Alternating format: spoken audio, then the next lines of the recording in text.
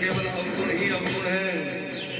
कलयुग ने कहा अवगुण तो भरपूर है, लेकिन जो एक बड़ा सद्गुण है वो तुमने भी सुना नहीं होगा। अच्छा, तेरे पास भी सद्गुण है, बता तो क्या? तो कलयुग कहते हैं कले हे राजन, कलयुग दोषों का घर है, केवल दोषों का घर है। लेकिन इसमें महान गुण ये है कि यदि कोई कृष्ण कृष्ण कृष्ण राम राम राम कीर्तन कर ले, भगवान का नाम ले ले, तो वो गति हो जाती है जो सतयुग में बड़े बड़े ज्ञानियों की नहीं हुई। वो गति हो जाती है जो त्रेता में बड़े बड़े यागिकों की नहीं हुई, यज्ञ करने वालों की नहीं हुई। वो गति हो जाती है जो द्वापर में बड़े बड़े पूजा पुजारियों की नहीं हुई। कलयुग में केवल हरे राम राम राम हरे हरे हरे कृष्ण। अपना घर का काम करते रहो, पापों से बचते रहो, प्रभु का नाम लेते रहो, इतने मात्र से कल्याण हो जाएगा। ये भागवत निर्देश कर रही है।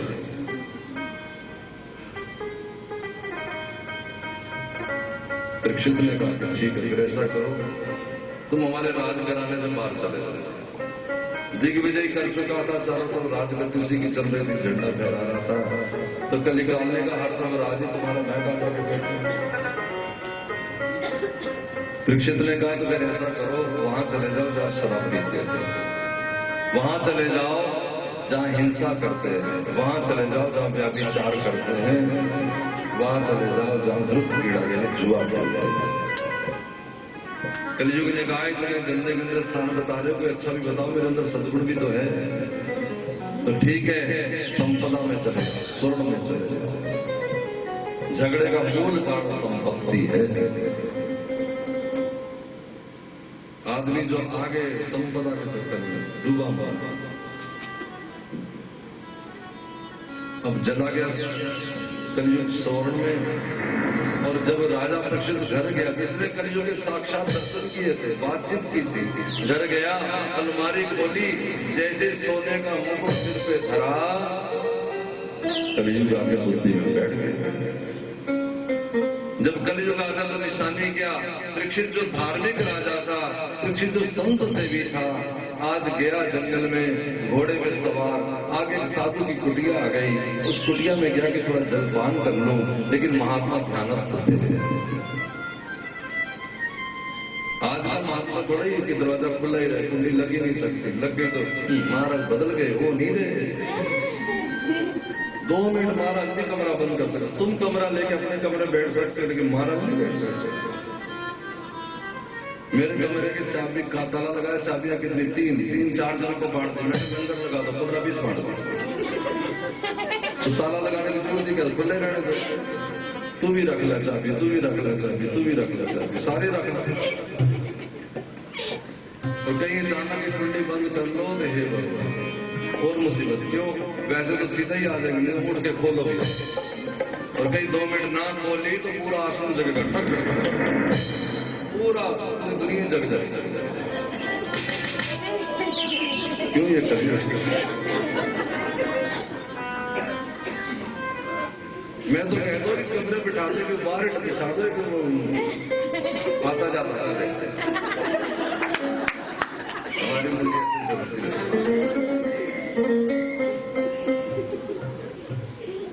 बड़ी मुसीबत है महात्मा। अगर जरा सा मुंह फेर लें तो पकड़ गए, जरा ज्यादा बोल लें तो कुछ ऐसे क्यों नहीं करते रहे,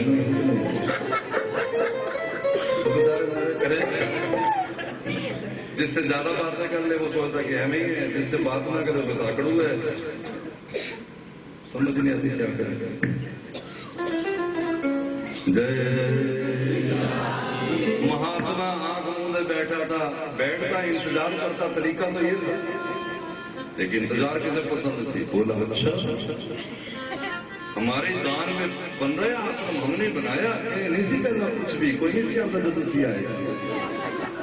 ये सब लोगों की बात क्या होती है, जब हमें मिले थे कोई नहीं आता था खास, हम ही आए जब से, बस तभी से बने ये हीरो।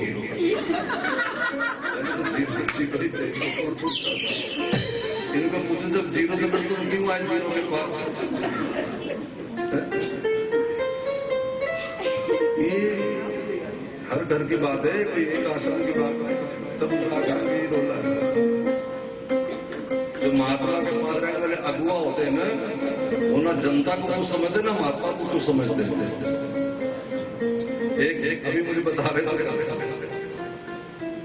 किसी ने पूछा कि तखत इधर बांट रहे थे ना, चाहे लंगर, तो किसी ने कहा, हमारा भाई था, कि भैया तखत उधर ले जाए, उस तरफ रख के बांट ले।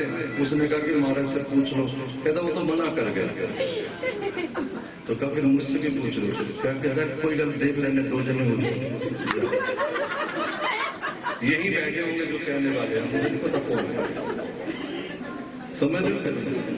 महाराज चले गए उनके अंदर बस। तो इन विचारों से बचो, ये विचार गलत है, ये विचार ठीक नहीं है। ठीक है, साधु तो एक दो ही आंख रखता जो भगवान ने दी है, लेकिन परमात्मा की आंख हमारे ऊपर है। और भगवान ऐसे विचित्र महाराज कृपा करते हैं, हम लोग देखा है कि हमारी हर गलती साधु को सुना देते हैं, हमारी बात साधु तक पहुंचा देते हैं। ये उनके बड़े विचित्र उनकी कृपा है। तो गुरु बन के भी देखा, शिष्य बन के भी देखा, गुरु जी क्या कमरे बन में क्या पता होगा, लेकिन भगवान महाराज वो तो कृपा कृपालु है। अब जिसकी मानो गलती बताए तो उसके ऊपर कृपा ही तो है कि उसकी बात विशेष आके भगवान समझा रहे हैं। किसी भी हिंट से समझा देंगे, किसी भी तरीके से बता देंगे। और इनकी चालाकी देखो, फिर इनसे पूछो क्यों भाई ये गलती तेरे से बनी? आगे से हाँ करने के बजाय प्रश्न क्या आएगा, किसने बताया? अब नवा झगड़ा शुरू।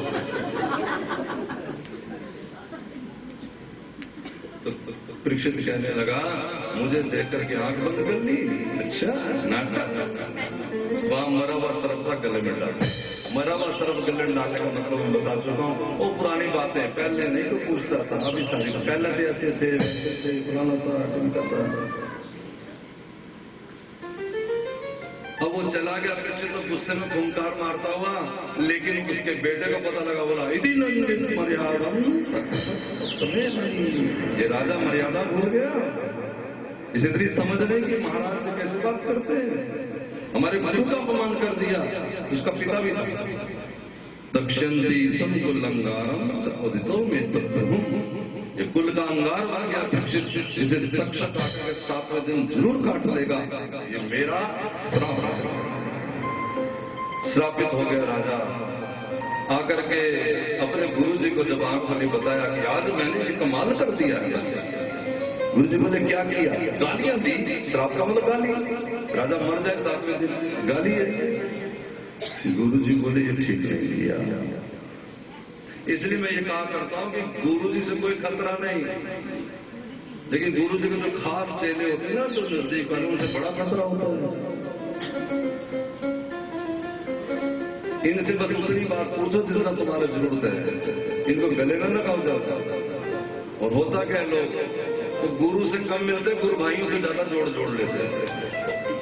अब खास का मतलब ये ना समझ ना गोपाल, सिर्फ मेरी एक ही बात है, इसमें कोई फर्क नहीं, किसी को मान वही अपने पास ही बैठे बैठे दोस्ती काट पाए। फिर गुरु जी गए हाड़ में, अब नवा दोस्ती बनाई, नवे रिश्तेदारी, नवे डब्बे, नवे गिफ्ट चल रहे हैं उधर, गुरु जी को पता ही नहीं।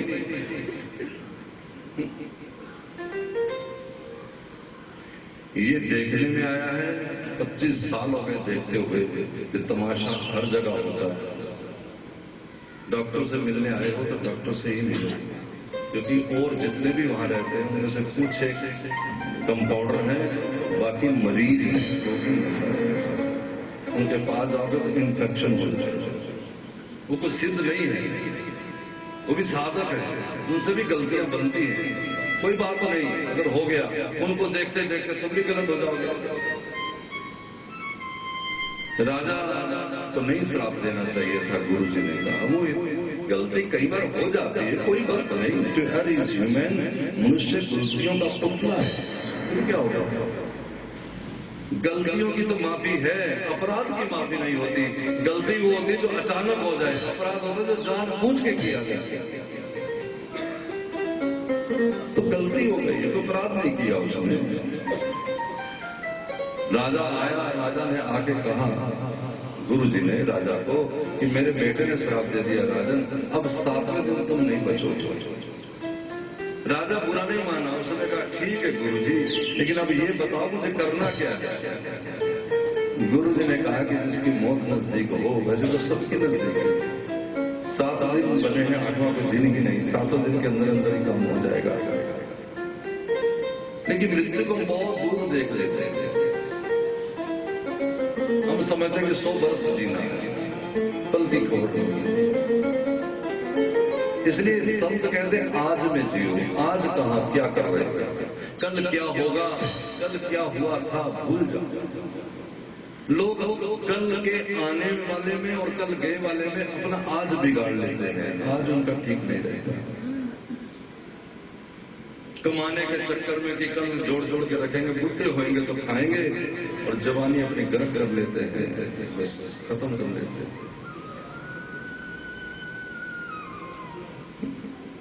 ठीक है, सब चीज जरूरी है, लेकिन अपना आनंद ना खत्म करो, अपनी मौज ना खत्म करो, अपने आप को इतना ना जूझ दो, क्योंकि काम जो दुनिया के है कमाना ही मान लो, कमाई तुम्हारे लिए है, तुम कमाने के लिए नहीं है। कमाई किस लिए करनी है कि हमारे काम आएगी, हम जाएंगे, कुछ खाएंगे, नाचेंगे, गाएंगे। भगवान की बात छोड़ दो, ये जीने का सलीका है, इसके भगवान का कोई लेना देना नहीं। भक्ति की बात नहीं मैं कह रहा हूं, एक सिंपल बात बता रहा हूं। लोग कमाने के लिए जीते, सारा दिन कमाना कमाना कमाना कमाना कमाना, बस खाना किस समय, माँ कह रही रोटी बनी, बस एक रहे, बस क्या फोन, रोटी के लिए बैठे, रोटी नहीं खाने का टाइम, फुर्सत से 7 दिन में मर जाना है, तो फिर क्या करूंगा, छोड़ राजगद्दी, दे बेटे को राजगद्दी और बैठ जा गंगा किनारे, कोई संत आ जाएगा। महाराज संतों को कहां ढूंढूं, संतों को ढूंढने की जरूरत नहीं है, तुम एकदम खाली हो जाओ भगवान के लिए, संसार से अलग हो जाओ, तुम्हारा संसार में कोई अपना न रह जाए कहने वाला, जिसे तुम अपना मानो, फिर महात्मा तुम्हें खुद ही खोज लेगा, है ना। पंजाबी में एक हंसी की बात कहते हैं, जेड़े वेले और रास्ते। अब देखो ना, आप मेरे पास बैठे बरसाना में, तो आफ्टर अपने काम काज से, शुक्ला जी आया था, काम काज से फुर्सत पाके बैठे नहीं यार। अगर काम काज नहीं छोड़ते तो यहाँ के कौन बैठ सकता, नहीं बैठ सकता, छुट्टी लेकर के वर्मा जी बैठे, तो रिटायर है, लेकिन रिटायर आदमी को ज्यादा काम होते हैं।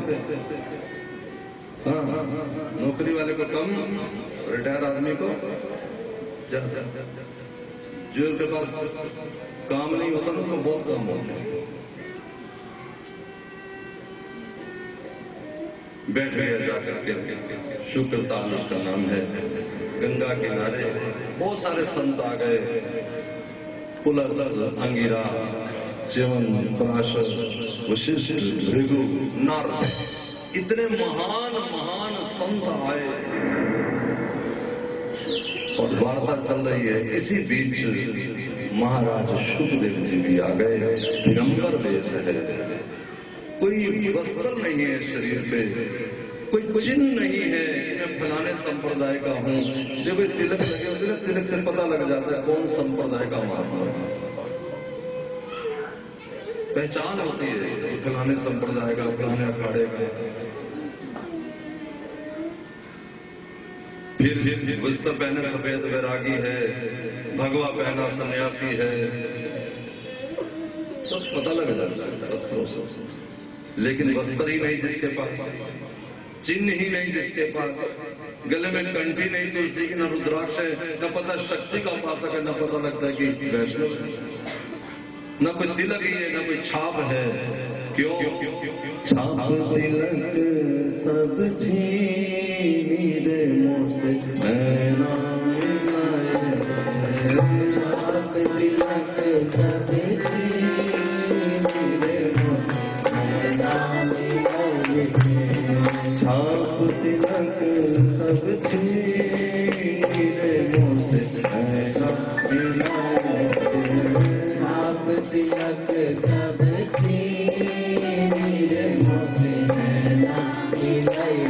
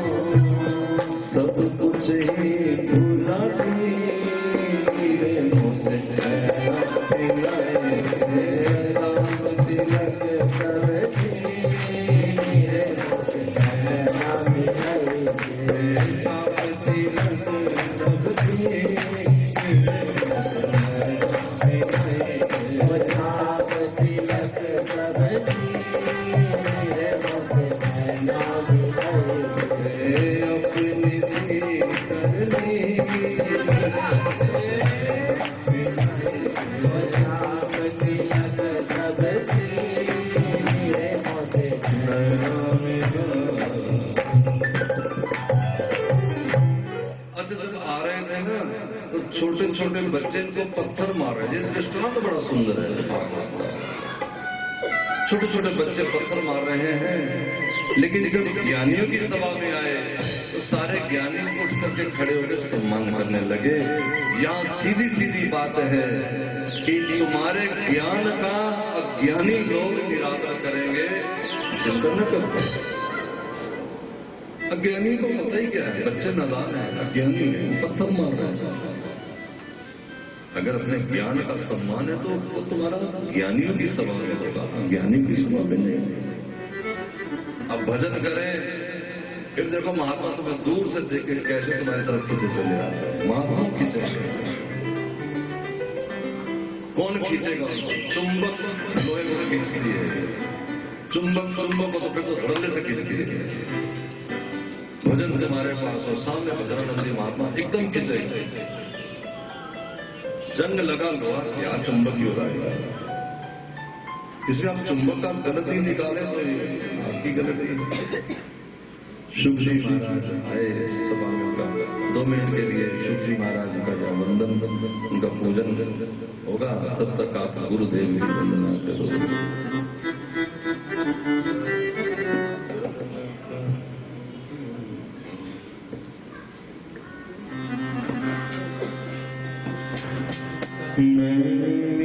मेरा सतगुरु जा तुझे आमान मेरा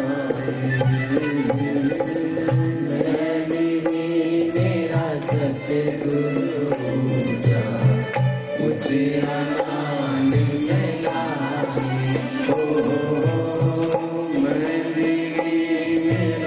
सतगुरु जा तुझे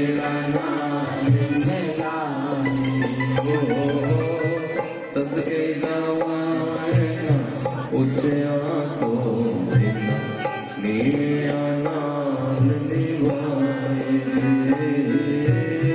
सदके गवाना उच्चया तो नीवे आनंद निभाए।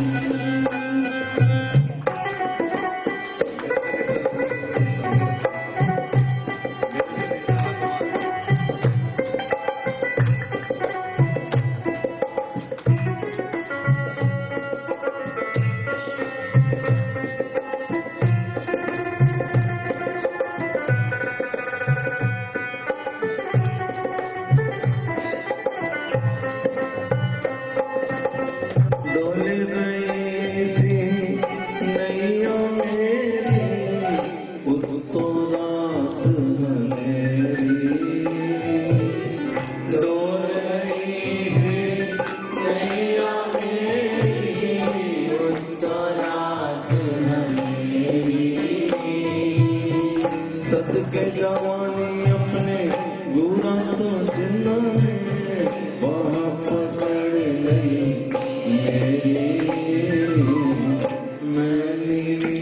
मेरा तुझे आमान मेरा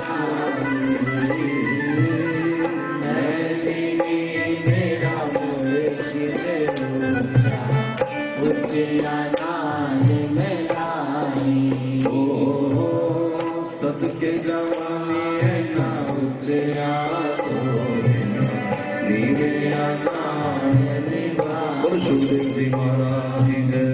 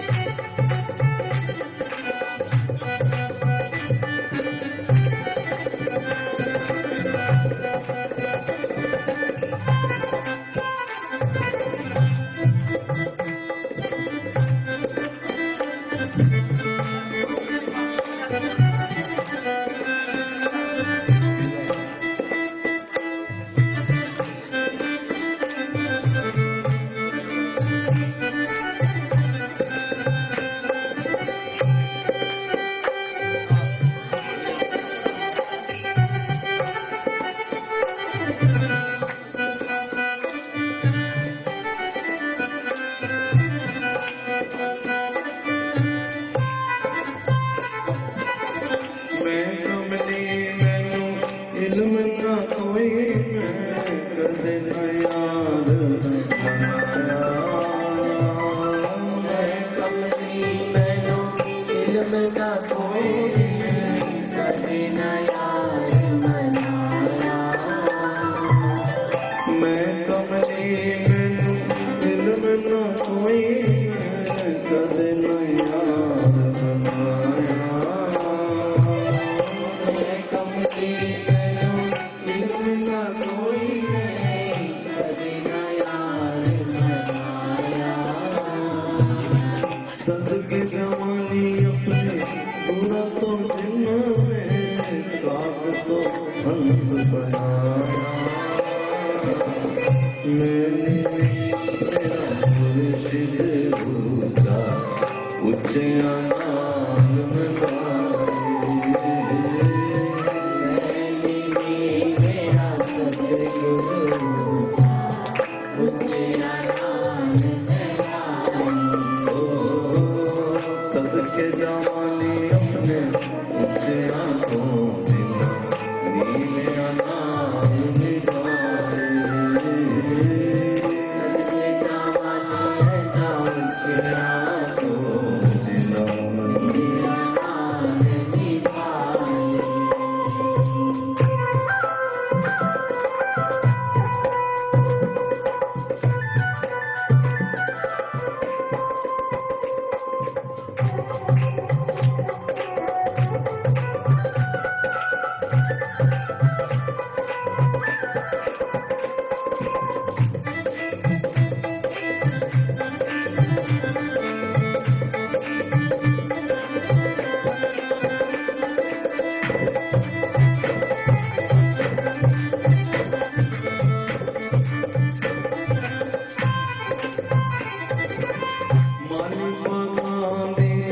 राखी करे पग पक्के होनिया कच्चे मालिका गांधी राखी करे पग पक्के होनिया कच्चे गुरु चले राखी करे चले झूठे होने पावे सच्चे मेरा सतगुरु ऊंचा नाम बेलाई हो सदके जवानी अपने ऊंचा तो मेरा नाम निभाओ मैंने मेरा सतगुरु जया नाम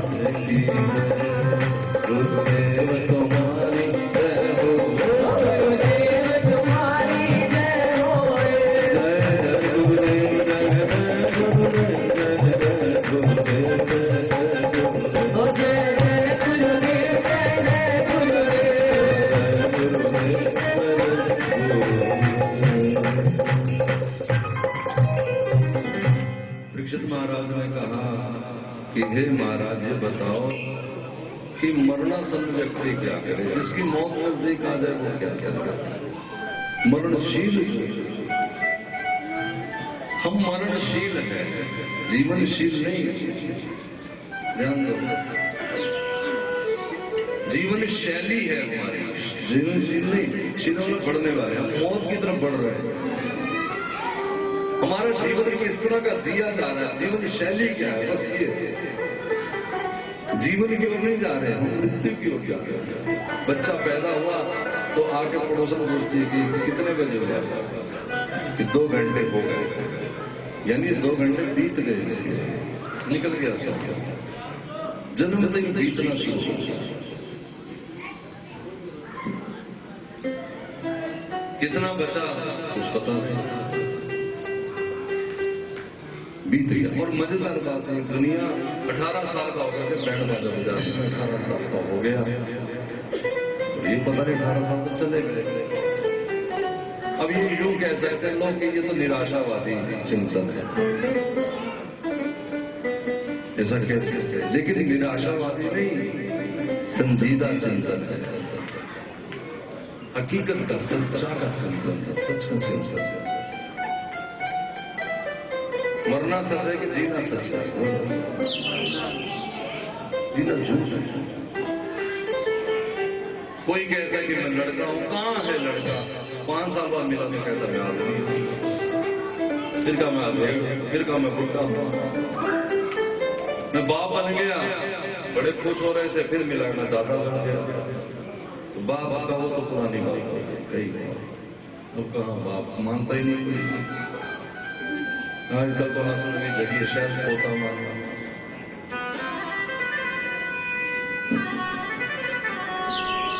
क्या करे अब कहा सुखदेव जी महाराज ने उत्तर देना शुरू किया कि राजन ध्यान से सुनो, इस दुनिया में लोगों के पास करोड़ों बातें ऐसी कहने सुनने की होती हैं जिसका कोई अर्थ ही नहीं होता, मतलब ही नहीं होता जिसका। फोन करेंगे, कैसे हो? ठीक है। और सब ठीक है। मम्मी लग रही है, जब सब ठीक है तो मम्मी बीच में ठीक ही है। क्या बना रहे हो? तुमने खाना है? सवेरे सवेरे कोई ब्रश करता नजर आ जाएगा, ब्रश कर रहे हो? ब्रश कर रहे हो? नहीं, झाड़ू दे रहे हैं।